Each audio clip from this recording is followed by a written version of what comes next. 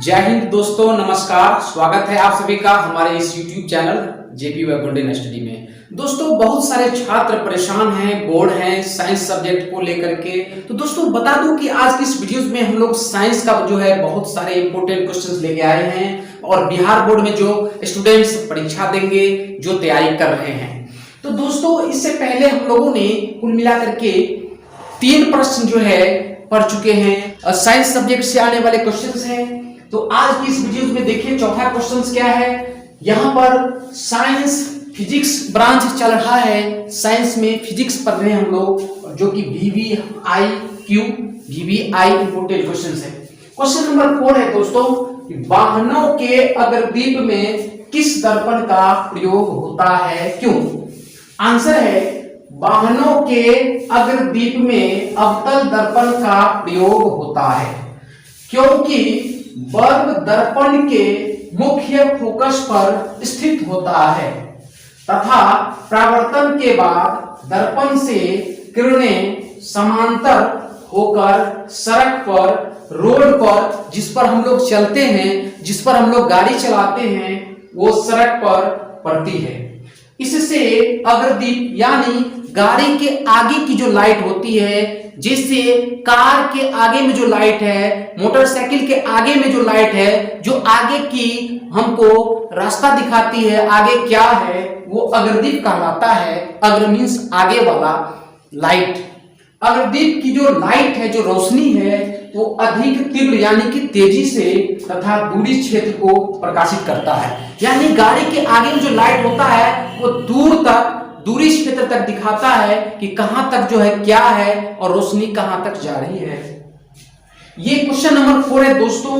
अगर ये क्वेश्चन आप समझ चुके हैं और कॉपी में नोट करना चाहते हैं तो इसका आप स्क्रीनशॉट ले सकते हैं और इस क्वेश्चन को कॉपी पे आप लिख सकते हैं। क्वेश्चन नंबर 5 क्या है, हम वाहनों में उत्तल दर्पण को परसदृश दर्पण के रूप में वरीयता क्यों देते हैं?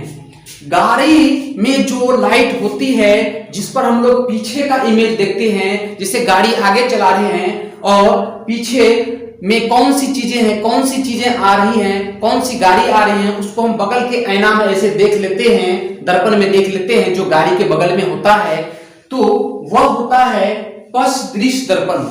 और इसमें उत्तल दर्पण को हम सीनियरिटी क्यों देते हैं? तो आंसर है वाहनों, जैसे हम लोग मोटर कार या फिर स्कूटर चलाते हैं, मोटरसाइकिल चलाते हैं आदि में उत्तल दर्पण को परसदृश दर्पण के रूप में वरीयता निम्न कारणों से देते हैं। वो कारण क्या है, चलिए हम लोग आगे जानते हैं। तो दोस्तों सिंपली ये सब प्रैक्टिकल है, गाड़ी में होते हैं ऐसे दर्पण, उत्तल और अवतल। तो इस क्वेश्चंस को आप समझें, हम इसका कारण जानते हैं। पहला कारण है उत्तल दर्पण के लिए कि उत्तल दर्पण किसी वस्तु का हमेशा सीधा प्रतिबिंब बनाता है।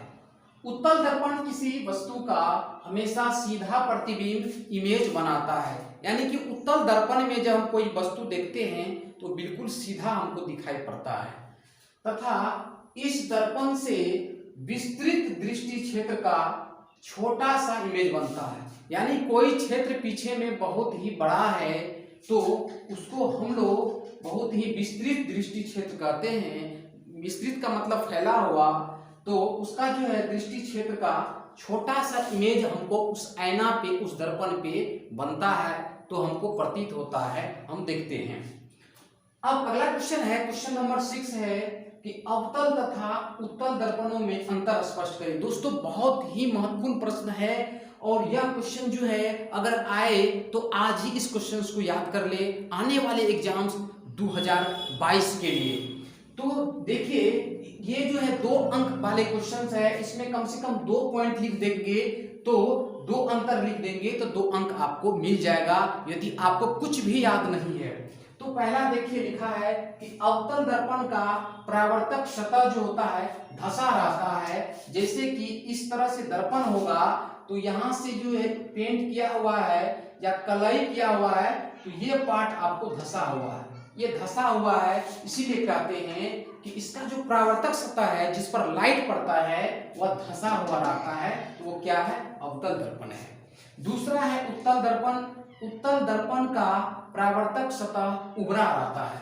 अब देखिए उत्तल दर्पण जो होगा इसमें इस तरह से जैसे है, तो इसको इस तरह से हम जो है कलई कर देंगे, यानी कि कलई कर देंगे तो ये भाग आपका उठा हुआ है, यानी ये उभरा हुआ है। इधर जो है ये धंसा हुआ था और इधर जब हम कलई करते हैं तो इसके आगे वाला जो पार्ट है परावर्तक सतह ये उभरा हुआ है, यानी कि ये उभरा हुआ है, उभरा हुआ है, ये उभरा हुआ है। तो उभरा हुआ जो सतह होता है वह उत्तल दर्पण होता है, जो गाड़ी के साइड मिरर में होते हैं, बगल में आईना जो होता है गाड़ी के बगल में, उसके द्वारा देखिए अगला है कि इसके द्वारा वास्तविक और काल्पनिक दोनों प्रकार के इमेज बनते हैं। अवतल दर्पण में काल्पनिक और वास्तविक दोनों प्रकार के इमेज बनते हैं, प्रतिबिंब बनते हैं, और उत्तल में इसके द्वारा केवल काल्पनिक प्रतिबिंब बनता है जो सीधा होता है। तो उत्तल दर्पण में हमेशा काल्पनिक प्रतिबिंब बनता है, उत्तल दर्पण में काल्पनिक प्रतिबिंब बनता है जो सीधा होता है। तो सीधा प्रतिबिंब जो बनता है वह उत्तल में बनता है। तो दोस्तों आज की इस वीडियो में जो इतने क्वेश्चंस बताए हैं इसे आप ध्यानपूर्वक देखें और याद करें, और कोई दिक्कत हो तो हमें कमेंट करें। फिर मिलते हैं अगले वीडियोस में।